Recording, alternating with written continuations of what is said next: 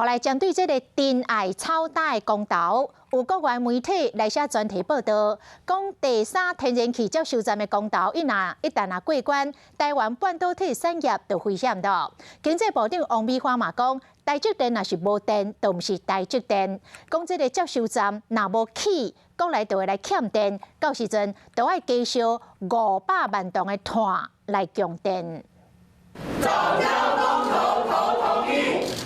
环保团体希望讲，电力做大公投会使过关，也毋过外国媒体路透社就咧报讲，三只的公投若过关，台湾半导体产业就危险。报道中国讲到一个台积电高层的干部讲，半导体业真烦恼，讲台湾的电会受到限制。半导体供应链的稳固，有赖政府提供完善的基础设施。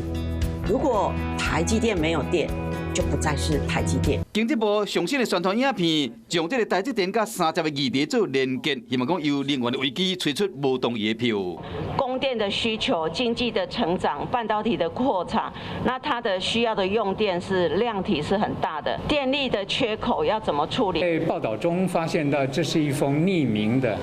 信件，如果是这样的话呢，对于它的真实性，我觉得值得怀疑了潘中正无认同进前的公投意见的发表会时，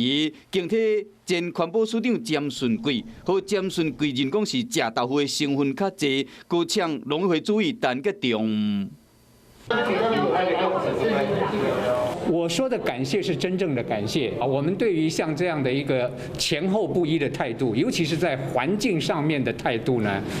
我想我们大家心中都有一把尺。这场公投和较早徛做伙战友，各自选择战场，为支持理念随人奋斗。